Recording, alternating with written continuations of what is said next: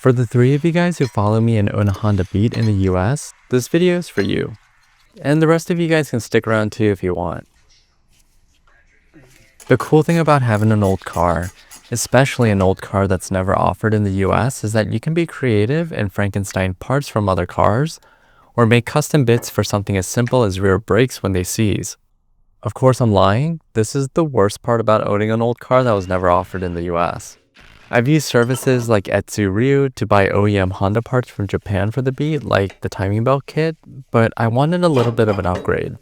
Since swapping to bigger brakes on the front years ago, the brake bias has always been very much front heavy, so I'm hoping bigger rears will help balance it out a bit.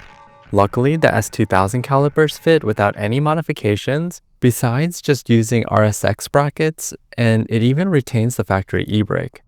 The pads and rotors are a bit bigger, so it's a decent upgrade and replacements are readily accessible.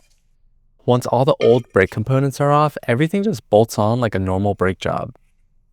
First up is cleaning the grease off the rotors,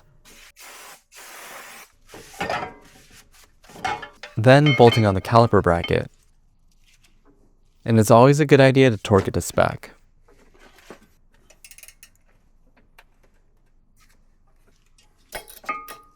Once the new pads are on, the caliper bolts right onto the bracket.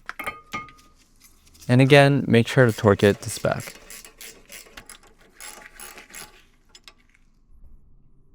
The Beat's factory brake lines bolt right up, and the new caliper came with the new banjo bolt and washers. Finally, you just thread the e-brake cable through the bracket. And you can even reuse the locking pin and retainer from the Beat.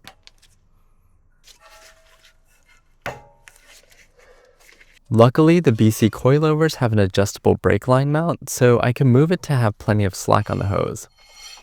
And after making sure everything moves freely and nothing is rubbing or grinding, I have to take care of one last thing: the e-brake. Because of the new bracket, there's a bit of slack, so to tighten it up, I set the e-brake to where I want it, and then tighten the adjuster until it's tight. Tight. And that's how you get big rear brakes for the Beat.